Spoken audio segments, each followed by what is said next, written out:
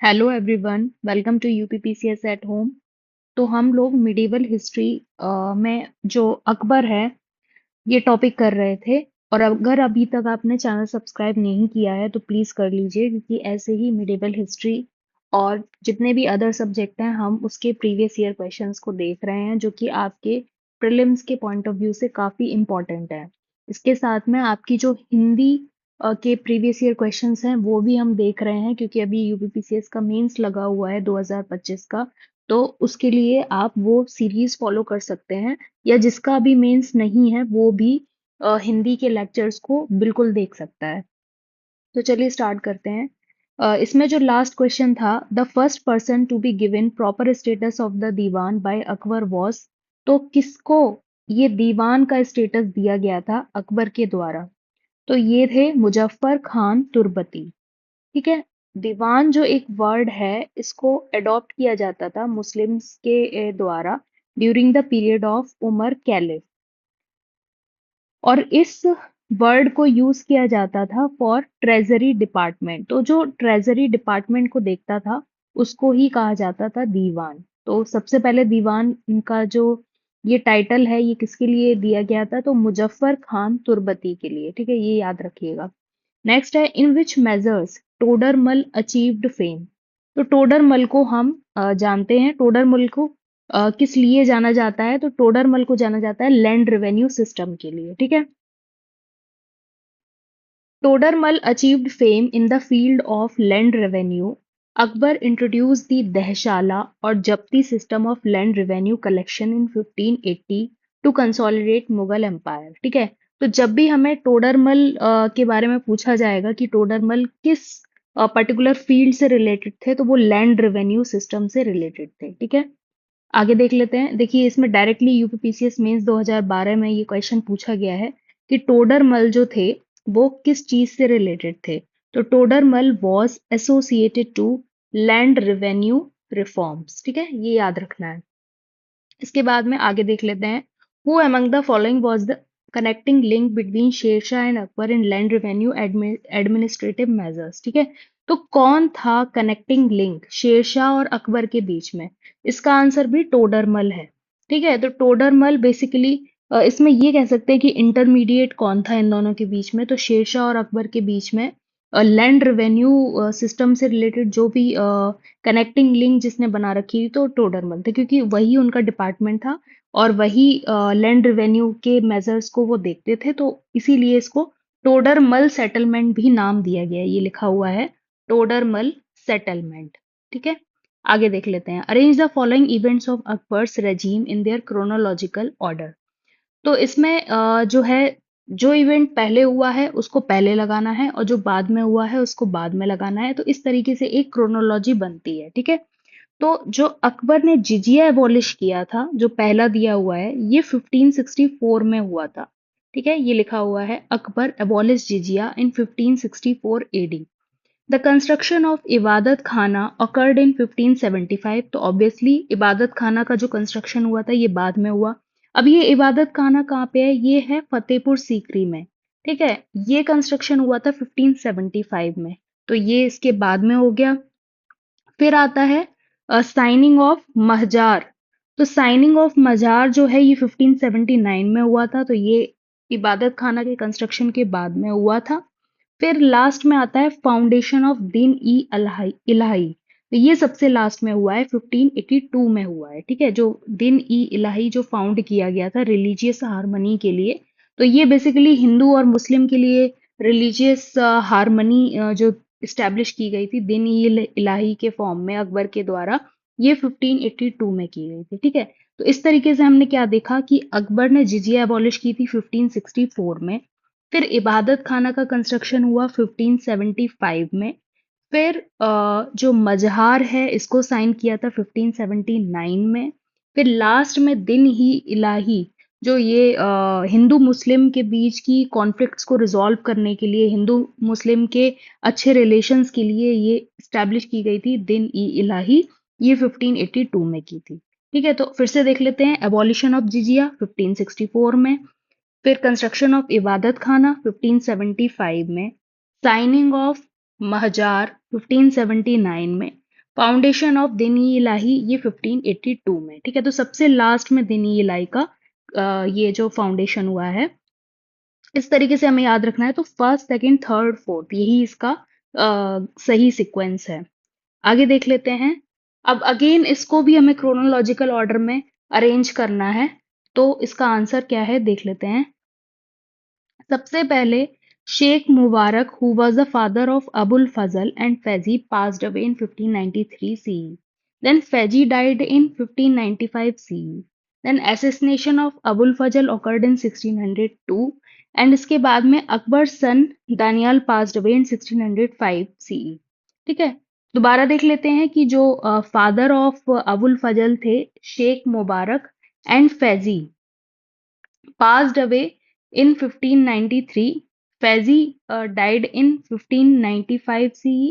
Assassination of Abul Fazl 1602. And finally, Akbar's son Daniel passed away in 1605 CE. अगर हमें ये पता है कि अकबर के सन की जो डेथ हुई है वो सबसे लास्ट में हुई है, डेथ ऑफ डानियाल ये सबसे बाद में हुआ है, तो इससे हमें बी और सी ऑप्शन मिलता है।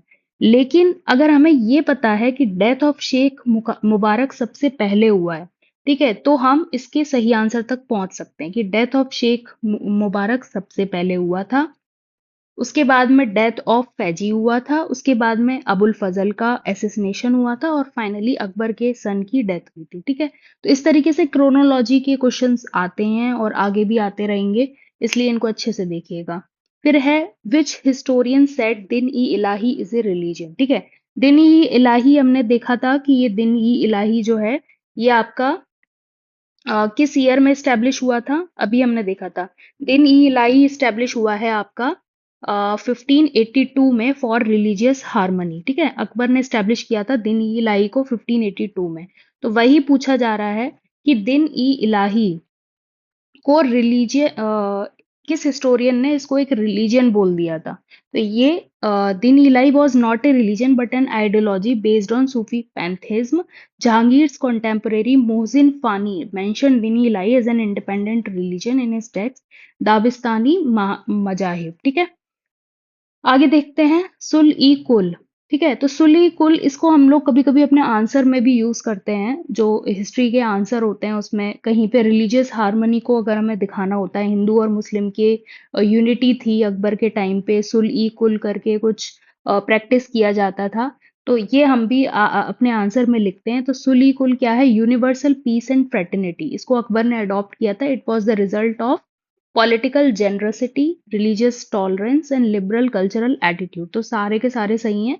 तो एक्चुअल में सुली कुल जो था वो basically religious harmony, political, liberal, इन सब चीजों को इस्टेब्लिश करने के लिए था। ठीक है, आगे देख लेते हैं। Against which Mughal emperor was a फतवा इशूड फ्रॉम जौनपुर। ये काफी इंपॉर्टेंट क्वेश्चन है कि फतवा किसके अगेंस्ट में इशू किया गया था, जौनपुर से। तो ये अकबर के टाइम पे पहली बात तो अकबर के अगेंस्ट में इशू किया गया था। ठीक है, तो जौनपुर से ये थे उलेमा मुल्ला मोहम्मद याजदी। ठीक है, और इन्होंने अकबर के अगेंस्ट में फतवा इशू किया गया था and asked all Muslim to rebel against the Mughal emperor Akbar. आगे है constructed Buland Darwaza at Fatehpur Sikri. Akbar build this monument to commemorate the birth of his son Jahangir. मैं आपको बताना चाहूंगी कि 2025 में सेम क्वेश्चन रिपीट हुआ है, डिट्टो यही क्वेश्चन पेपर में आया था और ये यूपी लोअर सबऑर्डिनेट प्री 1998 का क्वेश्चन है। तो इस तरीके से क्वेश्चंस डायरेक्टली रिपीट हो जाते हैं एग्जाम में। तो अकबर ने बुलंद दरवाजा बनवाया था फतेहपुर सीकरी में, ये बिल्कुल सही बात है।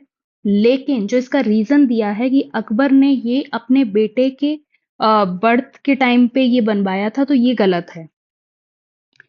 ये उन्होंने जब गुजरात में विक्ट्री हासिल की थी तब बुलंद दरवाजा फतेहपुर सीकरी में बनवाया था, इसलिए A is true and R is false. आप ये देखिए कि क्वेश्चंस किस तरीके से रिपीट हो जाते हैं यूपीपीसीएस में। सेम क्वेश्चन, यही असर्शन, यही रीजन, सेम क्वेश्चन रिपीट होके आया है एग्जाम में। ठीक है, तो अकबर एनेक्स्ड गुजरात इन 1572 से 73 AD and named an earlier established city as Fatehpur Sikri. ठीक है. A class of historian believes that Akbar erected Buland Darwaja of Sikri as victory tower to commemorate his victory over Gujarat. ठीक है. पूरा नहीं पढ़ रही हूँ, बस इतना जान लो कि गुजरात में अकबर की जो विक्ट्री हुई थी उसके लिए उन्होंने बुलंद दरवाजा फतेहपुर सीकरी में बनवाया था. बस इतनी सी बात है. अगर डेट पूछे कहीं पे तो इतना याद रखना है, 1572 से 1573 में. ठीक है. फिर आगे देख लेते हैं. Which one monument was built by Akbar? Again बुलंद दरवाजा. अकबर कंस्ट्रक्टेड इन फतेहपुर सीकरी, तो इन्होंने क्या बनवाया था?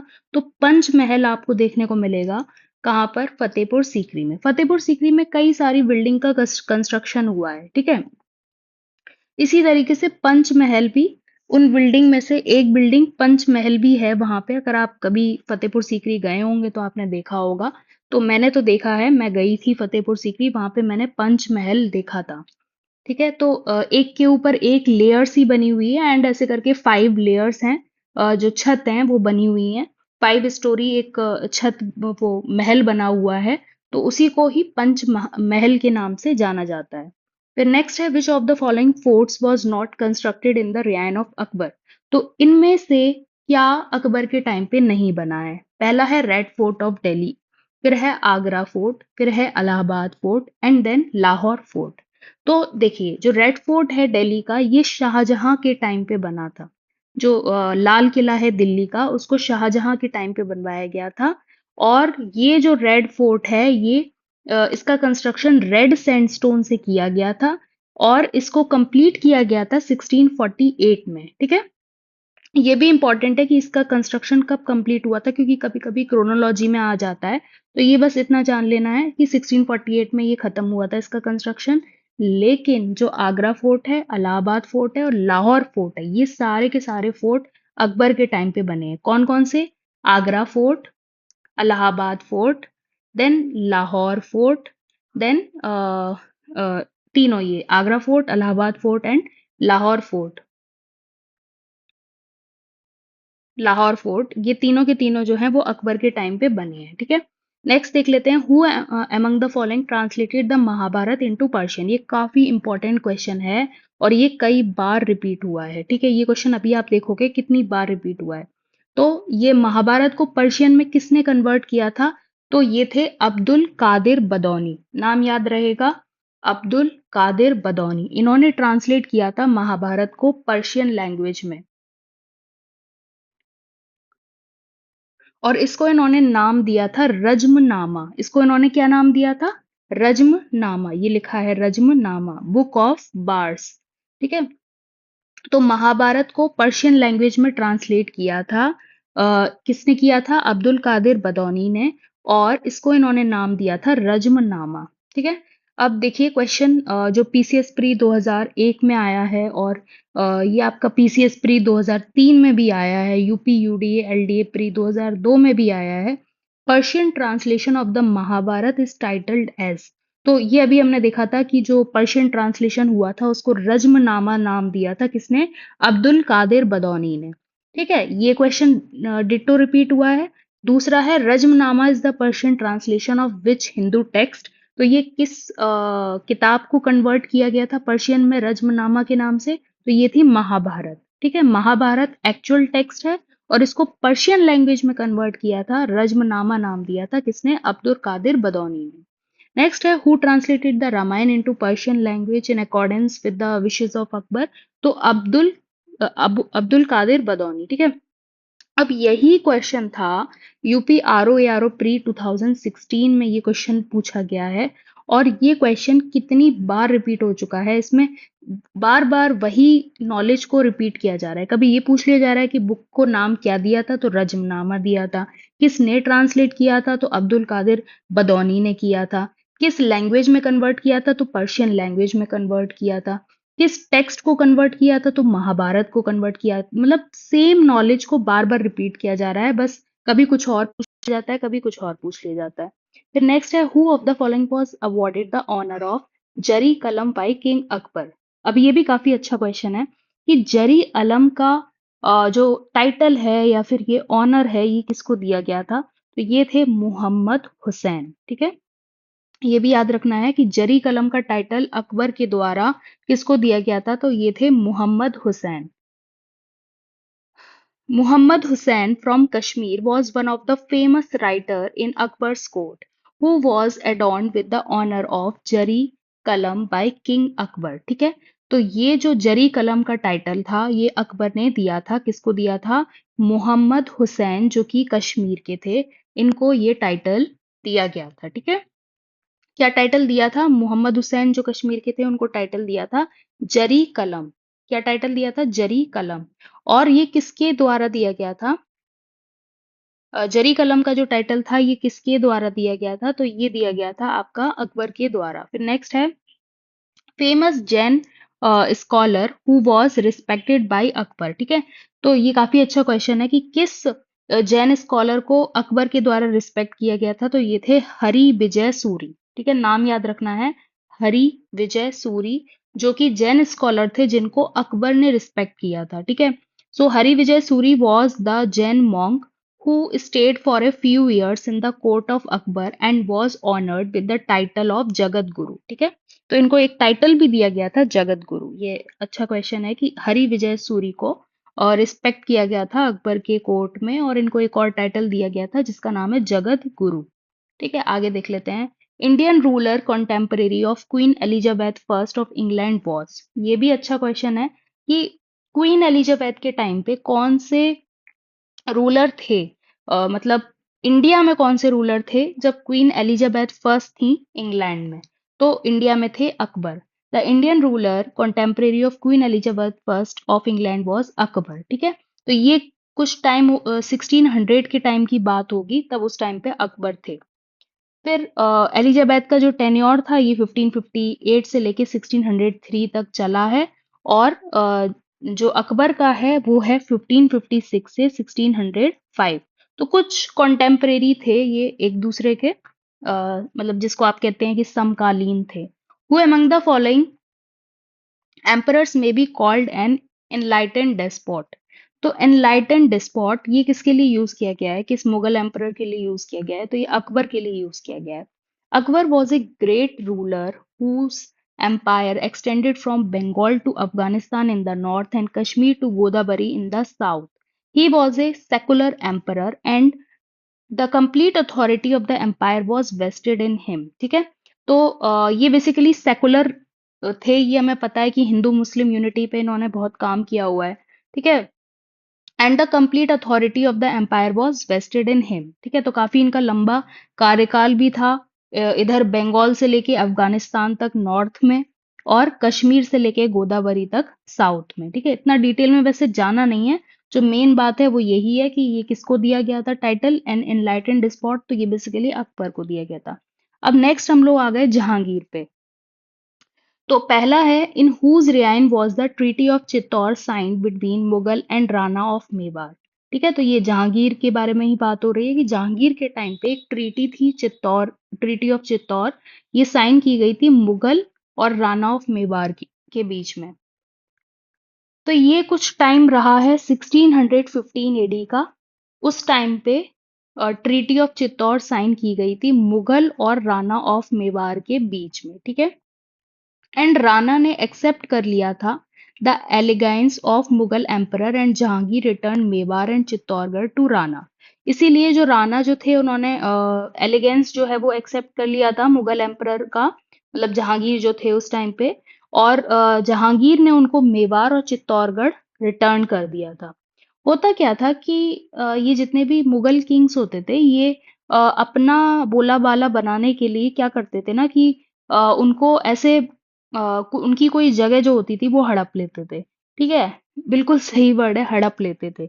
तो ऐसे ही इन्होंने मेवाड़ और चित्तौड़गढ़ ले लिया कि अगर तुम नहीं मानोगे कि हम बड़े हैं, मतलब हम जो है तुमसे सुपीरियर हैं, तो हम तुम्हारी जगह को अपने अंडर में ले लेंगे। तो इस तरीके से मेवाड़ और चित्तौड़गढ़ ले लिया था। लेकिन जब राणा ने ये एक्सेप्ट कर लिया इनका एलिगेंस, तो उसके बाद में इन्होंने इसको रिटर्न कर दिया था मेवाड़ को और चित्तौड़गढ़ को। ठीक है, तो ये किसके टाइम पे हुआ था? ये जहांगीर के टाइम पे हुआ था। नेक्स्ट है who of the following was sent first by east India company in the court of Jahangir. ठीक है, तो सबसे पहले कौन गया था court of Jahangir? East India company से किसको भेजा गया था जहांगीर के कोर्ट में? तो इसका सही आंसर है विलियम हॉकिंस। अब मैं आपको बताती हूँ कि ये वाला क्वेश्चन जो है ये कई बार रिपीट हो चुका है, ठीक है, विलियम हॉकिंस के कॉन्टेक्स्ट में। अभी भी 2023 में इससे रिलेटेड एक क्वेश्चन आपको मिलेगा। वो मैं आगे भी डिस्कस करूंगी। ये देखिए आगे यूपीपीसीएस प्री 2023 में भी क्वेश्चन हॉकिंस से रिलेटेड आया है। तो इसमें क्या लिखा हुआ है कि विलियम हॉकिंस का जो टाइम था वो था 1608 से लेके 1611, ठीक है। He was the first Indian ambassador of English East India company to visit the court of Jahangir. तो वो पहले ऐसे एम्बेसडर थे इंग्लिश ईस्ट इंडिया कंपनी के जो कि जहांगीर के कोर्ट में आए थे। And he was sent by the east India company in 1608। He stayed at the royal court for 3 years, ठीक है। Jahangir honored him with Mansawa of 400 and Sir Thomas Roe was the leader of the second delegation to visit the court of Jahangir, ठीक है। तो ऐसा नहीं है कि sir Thomas Roe नहीं गए थे, सर थॉमस रो भी गए थे जहांगीर के कोर्ट में। लेकिन इसमें ये पूछा जा रहा है कि पहले कौन गया था ईस्ट इंडिया कंपनी से? तो सबसे पहले गए थे कौन? William Hawkins. हमें ये याद रखना है, विलियम हॉकिंस जो 1608 से 1611 एडी में फर्स्ट इंग्लिश अम्बेसडर थे जो कि जहांगीर के कोर्ट में गए थे। याद रहेगा। आगे देखते हैं।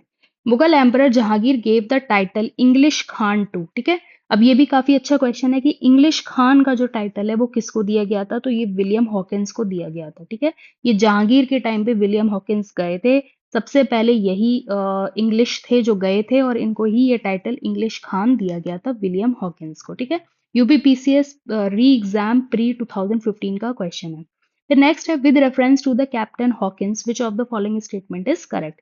He came to India in 1611 as envoy of James I. He was very well versed in Turkish language. तो ये बिल्कुल सही बात है कि इनको अच्छी खासी नॉलेज थी तुर्किश लैंग्वेज की। देखिए ये लिखा हुआ है, he had knowledge of Turkish language. Turkish language, he spoke Turkish very well. William Hawkins was the first English ambassador to be sent by East India Company to the Mughal court of Jahangir in 1608 AD, ठीक है। 1608 में ये सबसे पहले English ambassador थे जो कि जहांगीर के टाइम पे कहाँ पर आए थे? ये जहांगीर के कोर्ट में आए थे 1608 में। और इनको बहुत अच्छी तुर्किश लैंग्वेज आती थी और ये अच्छी बोलते भी थे। आगे देखते हैं। Sir Thomas Roe came to India as a British ambassador during the reign of. तो देखिए हम लोगों ने ये देख लिया कि पहले विलियम हॉकिंस आए थे, लेकिन मैंने अभी बताया था कि सर थॉमस रॉ भी आए थे जहांगीर के टाइम पे, ठीक है। लेकिन ये इन लोगों का टाइमिंग अलग था। तो sir Thomas Roe visited India during the reign of Jahangir as a British ambassador as a representative of England king James first. Sir Thomas Roe 1615 से 1619 narrated a clear picture of Jahangir's rule. He was sent to Mughal court to acquire favorable facilities for the trade of British with India. ठीक है। Who was the envoy of British King James First was sent to Jahangir court? तो ये अभी हमने देखा था। envoy of British King James First कौन थे? ये थे थॉमस रो। तो ये यूपीपीसीएस प्री 2013 में पूछा है। तो ये क्वेश्चन को हमें समझना है कि किस क्वेश्चन में क्या पूछा जा रहा है, ठीक है। अब जैसे इंग्लिश खान है वो विलियम हॉकिंस के लिए यूज किया गया है। ब्रिटिश किंग जेम्स फर्स्ट के एनबॉय कौन थे? तो ये थे थॉमस रो, ठीक है। तो ये गलत नहीं करना है। आए विलियम हॉकिंस भी थे जहांगीर के टाइम पे, थॉमस रो भी आए थे जहांगीर के टाइम पे, लेकिन उनकी कुछ अलग अलग बातें हैं वो हमें याद रखनी है। Thomas Roe was received in audience by Jahangir at. तो ये कहाँ पे मिले थे? तो ये अजमेर में आए थे।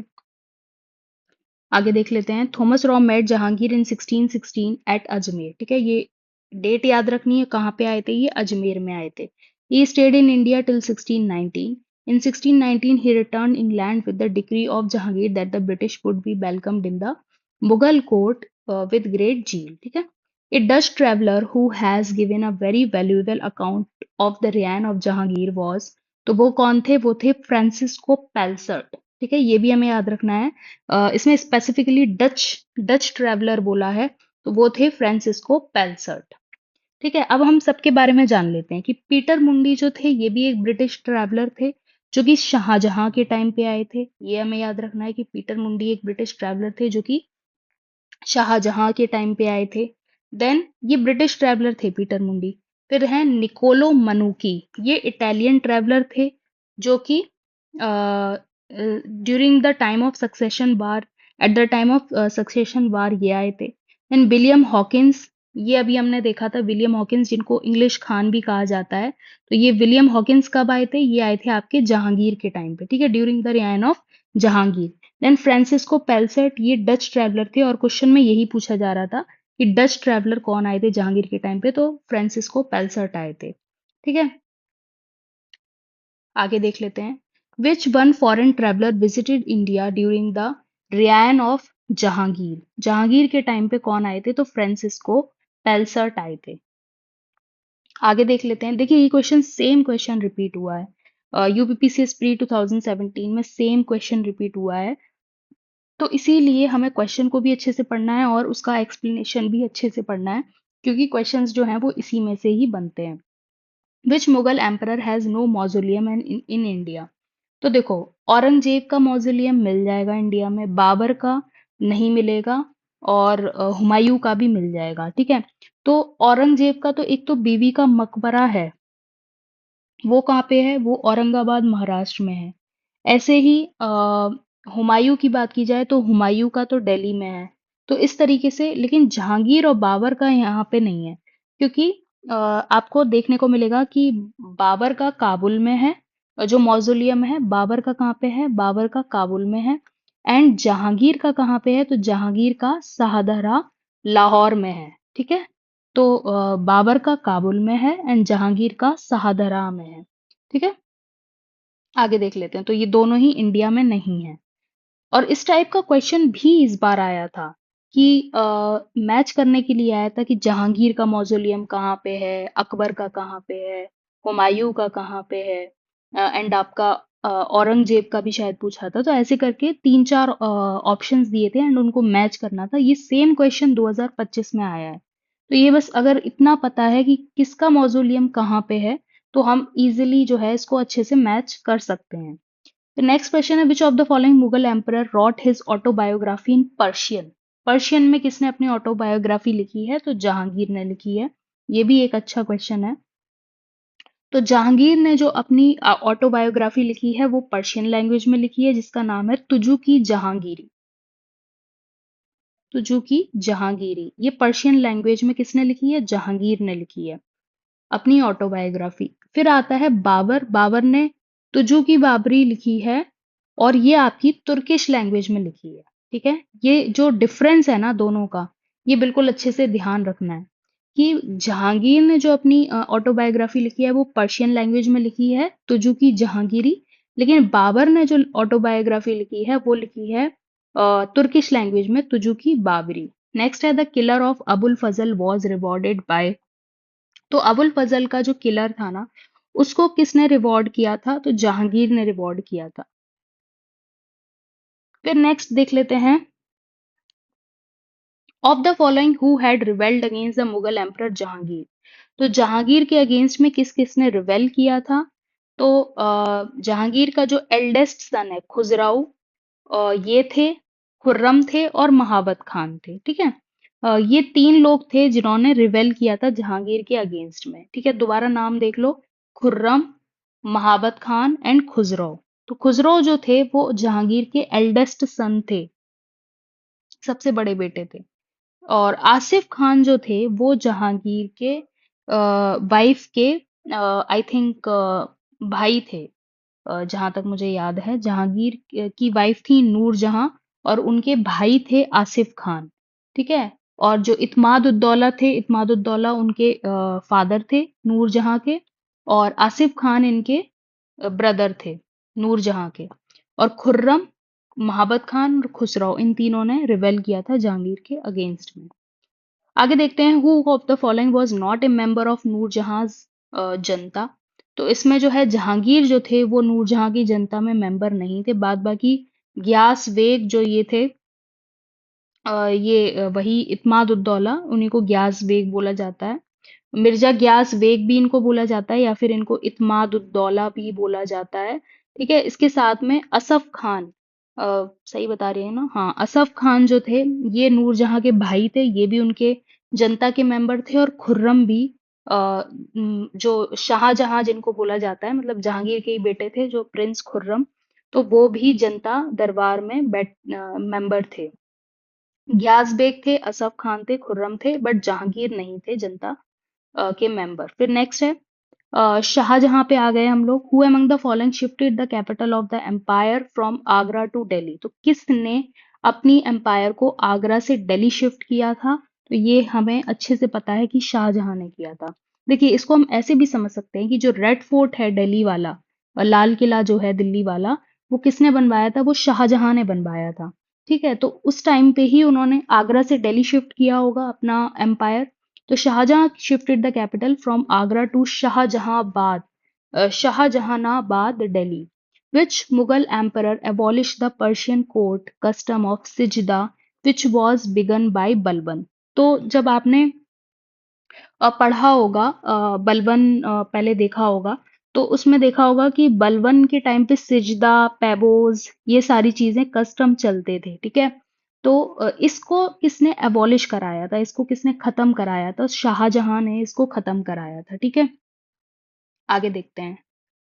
तो बस इसमें इतना याद रखना है कि शाहजहां ने ये जो कस्टम था सिजदा, जो बलबन के द्वारा स्टार्ट किया गया था, इसको शाहजहां ने खत्म कराया था। नेक्स्ट है the famous diamond Kohinoor was presented to Shah Jahan by. तो जो कोहिनूर जो डायमंड शाहजहां को दिया गया था, वो किसने दिया था? तो ये दिया था मीर जुमला ने। ठीक है, ये भी अच्छा क्वेश्चन है कि किसने दिया था? मीर जुमला ने। Who was the poet laureate of Shahjahan's reign? Shahjahan के रियाइन में जो पोएट लॉरिएट थे वो कौन थे? तो वो उनका नाम था कलीम।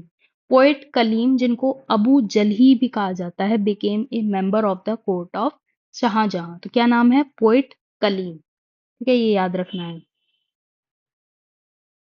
नेक्स्ट है which Mughal ruler patronised Kavindra Acharya Saraswati of Banaras, a great scholar of Sanskrit and Hindi? ठीक है, तो इनको किसने पेट्रोनेज किया था?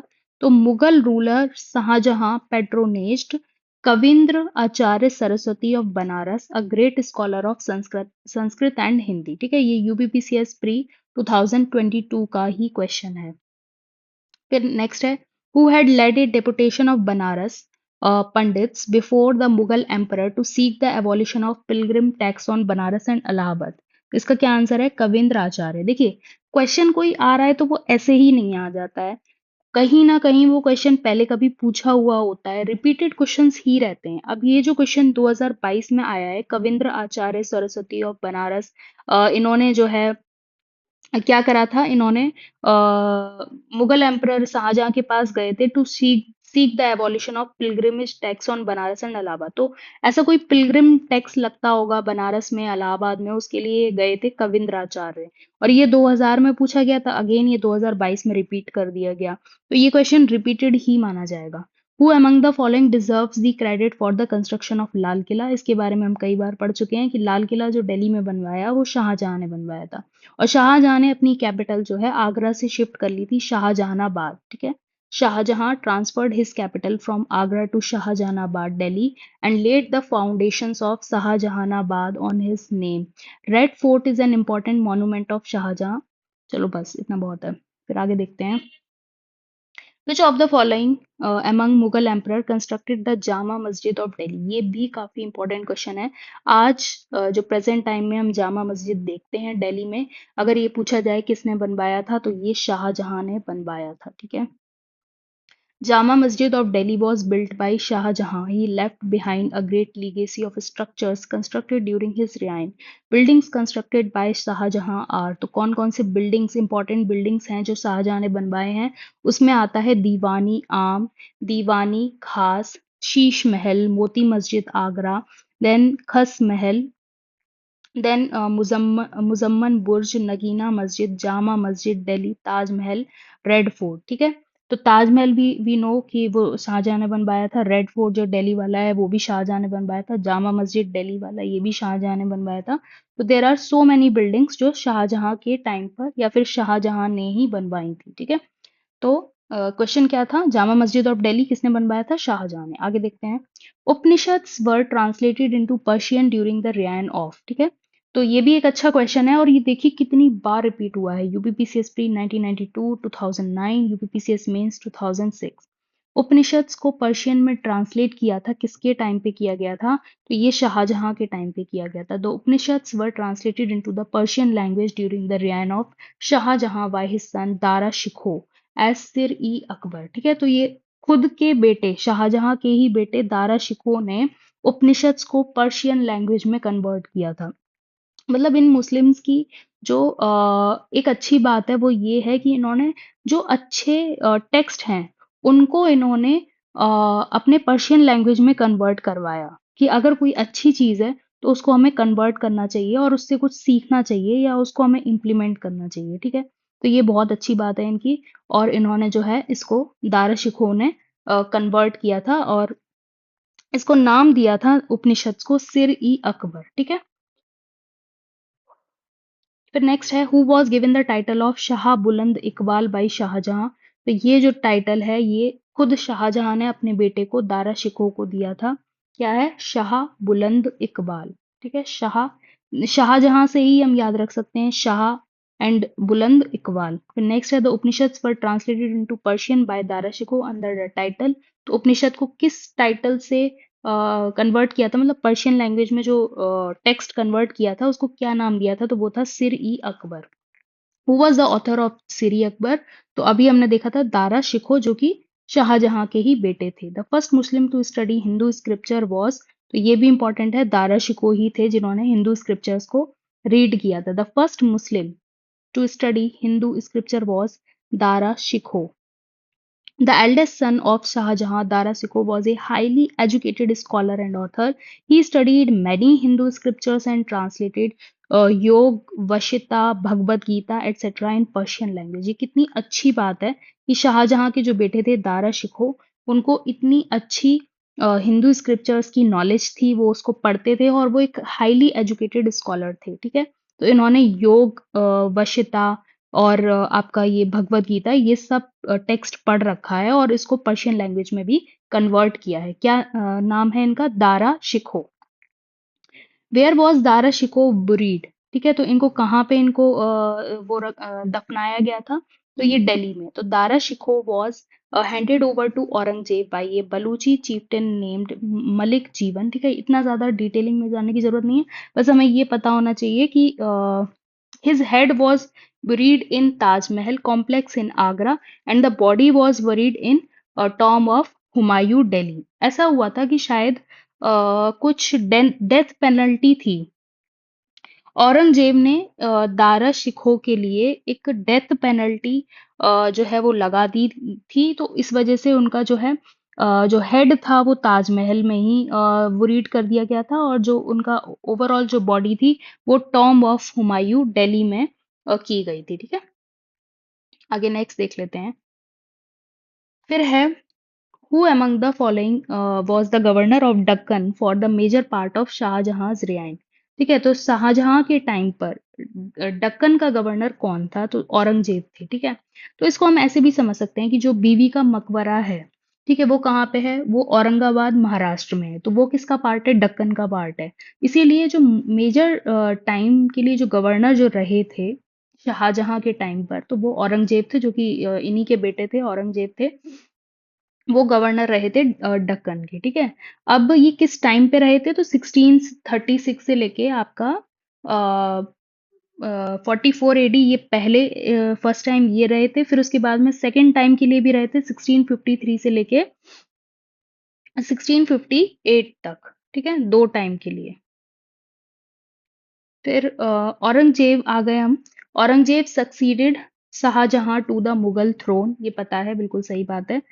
And the law of primogeniture was followed. ठीक है, अब मैं बता दी हूँ प्रीमोजेनिचर का मतलब क्या होता है। प्रीमोजेनिचर में क्या होता है कि जो फादर का जो सबसे एल्डेस्ट जो बेटा होगा वो ही आगे राजपाट को संभालेगा। लेकिन जो प्रीमोजेनिचर है वो मुगल्स के टाइम पे फॉलो नहीं किया जाता था। मतलब ऐसा नहीं होता था कि जो एल्डेस्ट सन जो होता था वो जो है गद्दी पे बैठेगा, ऐसा कुछ नहीं था। उनमें आपस में भाइयों में बैटल होता था और जो जीत जाता था या वो जो डोमिनेंसी अपनी प्रूव कर देता था, एक्चुअल में वो चाहे बड़ा हो चाहे छोटा हो, तो प्रीमोजेनिचर जो है ये फॉलो नहीं होता था। इसलिए A is true and R is false. फिर है Aurangzeb succeeded Shahjahan to the Mughal throne but the rule of primogeniture was not followed. मैंने बोला था ना कि रूल ऑफ प्रीमोजेनिचर फॉलो नहीं होता था। Where the eldest son inherited his father's estate, he succeeded the throne by force. There was no clear rules of succession. It was the subject of power. Dara was the eldest and Aurangzeb was the third son of Shahjahan. क्योंकि अगर rule of प्रीमोजेनिचर follow होता, उस हिसाब से तो जो दारा सिखो थे वो शाहजहां के सबसे बड़े बेटे थे और उन्हीं को ही आगे होना चाहिए था गद्दी पर, लेकिन ऐसा नहीं हुआ। वही मैं बता रही हूँ कि उनमें आपस में बैटल होता था और जो जीत जाता था वही बैठता था। तो औरंगजेब ने आगे सक्सीड किया था शाहजहां को। Who of the following Mughal emperor was coronated twice. ठीक है, तो किसका कोरोनेशन दो बार हुआ था? तो औरंगजेब। जैसे कि मैंने अभी बताया था आपको कि ये जो हैं गवर्नर भी बने थे दो बार दक्कन के, तो ये औरंगजेब ही थे। The coronation of the Mughal emperor Aurangzeb occurred twice. His first coronation was held on 21st July 1658 in Delhi, and second was held on 5 June 1659 on the success of Kajaba and Devrai battle.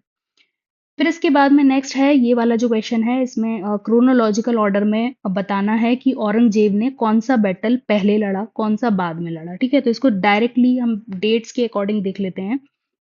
और ये यूपीबीसीएस pre 2022 में देख लीजिए chronology का कितना ज्यादा importance है। Chronology वाले क्वेश्चन की कौन सा बैटल पहले हुआ, कौन सा बाद में हुआ, कौन सा इवेंट पहले हुआ, कौन सा बाद में हुआ, इस टाइप के क्वेश्चन बहुत आते हैं, इसलिए इनको अच्छे से ध्यान से देखिए। तो defeat of Shuja near Banaras ये फरवरी 1658 में। अब ये डेट्स बहुत पास पास में, इसलिए इसे ध्यान से देखना है। फिर विक्ट्री ऑफ धर्मत ये 15 अप्रैल 1658 में। फिर बैटल ऑफ समूहगढ़ 29 मई 1658 में।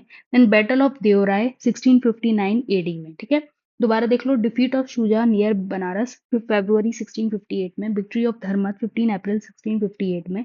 फिर बैटल ऑफ समूहगढ़ 29 मई 1658 में। Then battle of Deorai 1659 AD में। अगेन ये वाला जो बैटल वाला क्रोनोलॉजी में अरेंज करना है, तो इसको देख लेते हैं।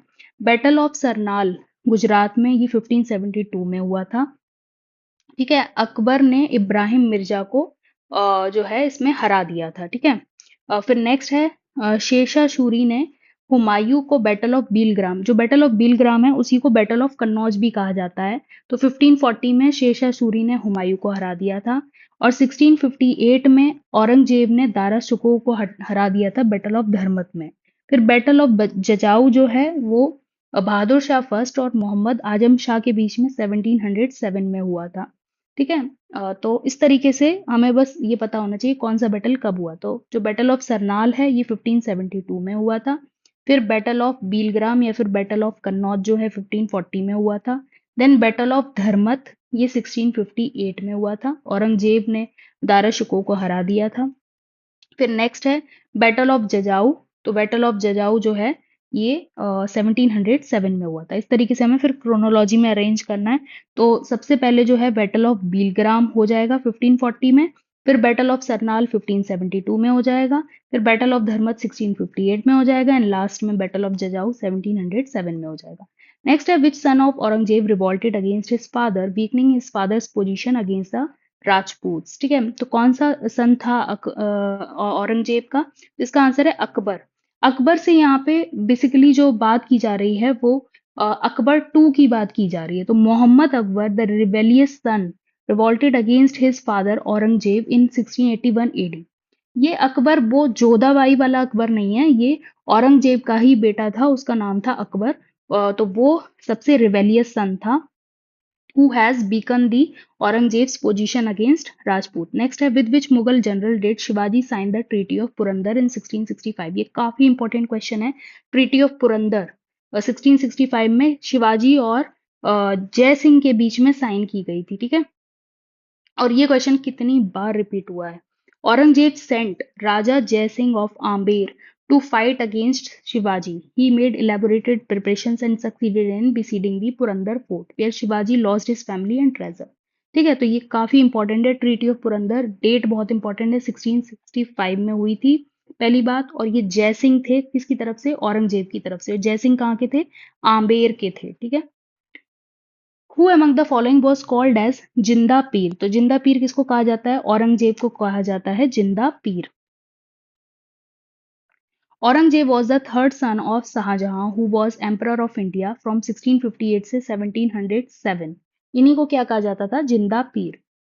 फिर नेक्स्ट है two of the following states which Aurangzeb had conquered in Deccan बर। तो औरंगजेब ने बेसिकली कौन कौन से जो एरिया थे दक्कन में उनको कॉन्क्वायर किया था? एक था बीजापुर और एक था गोलकोंडा।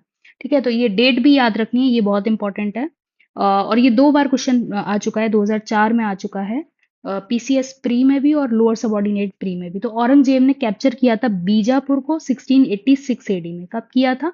बीजापुर को किया था 1686 में, और गोलकोंडा को मतलब कॉन्जिक्यूटिवली किया था। 1686 में किया है बीजापुर को और गोलकोंडा को कर लिया है 1687 में।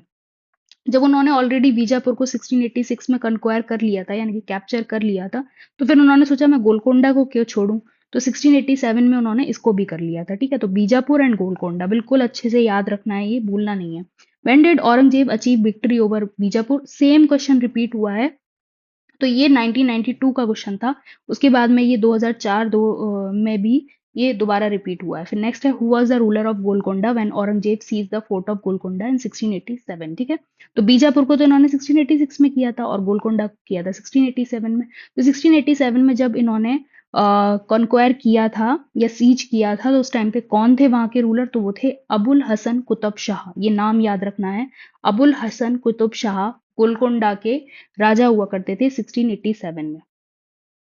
Aurangzeb captured Bijapur in 1686 and Golconda in 1687 and Abul Hasan Qutb Shah was the king of Golconda at the time of siege of Aurangzeb. ठीक है, आगे देख लेते हैं। Which one of the following emperor had the highest number of Hindu general in the Mughal army? मतलब ये बहुत ही ताज्जुब की बात है कि हिंदू जनरल जो हुआ करते थे वो सबसे ज्यादा औरंगजेब के टाइम पे हुआ करते थे। क्योंकि बहुत सारे लोग इस चीज को नहीं मानेंगे, क्योंकि औरंगजेब बहुत ज्यादा हिंदू के अगेंस्ट में रहता था और उसकी ज़्यादातर जो पॉलिसीज होती थी वो भी हिंदू के अगेंस्ट में रहती थी। एंड उसने बहुत ज़्यादा टेम्पल्स जो थे हिंदू के वो भी तुड़वा दिए थे। तो बहुत सारे लोग ये कहेंगे कि नहीं, औरंगजेब के टाइम पे हिंदू जनरल्स जो थे वो सबसे ज़्यादा नहीं होंगे, लेकिन ये बात गलत है। और सबसे ज़्यादा जो हिंदू जनरल्स थे वो औरंगजेब के टाइम पे ही थे। ठीक है, बस इस चीज़ को याद रखना है। The Mughal army had the largest number of Hindu generals during the reign of Aurangzeb. ठीक है, 31.6% हिंदू थे। ठीक है, और इसके बाद में और भी कई सारे थे, तो इसमें जो है हिंदू का परसेंट तो इसमें दिया हुआ है। ठीक है, बाकी अकबर के टाइम पे 22.5% हिंदू जनरल थे और शाहजहां के टाइम पे 22.4% थे। तो सबसे ज्यादा जो निकल के आए हैं वो 31.6% हिंदू औरंगजेब के टाइम पे निकल के आए हैं। हु रीइम्पोज जिजिया? जिजिया जो था उसको किसने रीइम्पोज किया था? ठीक है, तो देखो अकबर ने जिजिया को एबॉलिश किया था, ये चीज हमने पढ़ी थी, अकबर ने जिजिया को एबॉलिश किया था। ठीक है, अब लेकिन औरंगजेब ने इसको री इम्पोज कर दिया था जिजिया को, और ये उन्होंने 1679 में किया था। ठीक है, अब हमें ये पता होना चाहिए कि अकबर ने जो जिजिया एबॉलिश किया था वो किस ईयर में किया था। तो एक बार इसको रिविजिट कर लेते हैं, क्योंकि इंटरलिंक करके ही पढ़ना चाहिए। ठीक है, अभी मुझे याद आ रहा है डेट कुछ, लेकिन मैं बोलूंगी नहीं, पता नहीं अगर गलत ना हो तो। हाँ, 1564, हाँ यही मैं सोच रही थी कि अकबर ने जिजिया एबॉलिश किया था 1564 एडी में। ठीक है, और इसको री इम्पोज कर दिया था किसने? तो ये थे आपके औरंगजेब ने। ठीक है, हु री इम्पोज जिजिया? तो ये औरंगजेब ने किया था, ये 1679 में किया था। ठीक है, आगे देख लेते हैं। Who among the following was the daughter of emperor Aurangzeb? कौन थी औरंगजेब की डॉटर? तो ये थी मेहरू निशा। ठीक है, Mehrunnisa was the daughter of Aurangzeb by Jahanara, Roshanara and Gauhara were the daughters of Shahjahan. ठीक है, मेहरू निशा जो थी वो औरंगजेब की बेटी थी, और जहां आरा, रोशन आरा, गौहर आरा ये सब शाहजहां की बेटियां थी। नेक्स्ट देख लेते हैं। To whom Aurangzeb bestowed upon the title of Sahibat uz Zamani? तो सहेबत उज जमानी का जो टाइटल था ये जहां आरा के लिए, मतलब ये औरंगजेब की बहन थी जहां आरा, शाहजहां की बेटी थी, इनके लिए इन्होंने ये शहीबत उज जमानी का टाइटल इनको दिया था। तो ये इन्होंने क्यों दिया था? क्योंकि जहां आरा जो थी वो एल्डेस्ट डॉटर थी एम्परर शाहजहां की एंड मुमताज महल की, and she was also the Elder sister of her father successor and sixth Mughal emperor Aurangzeb, तो औरंगजेब की भी ये एल्डर सिस्टर थी, इस वजह से इन्होंने ये इनको टाइटल दिया था सहिबत उज जबानी, ठीक है। फिर नेक्स्ट है saint Ramdas is associated with the period of the rule of Aurangzeb, ठीक है।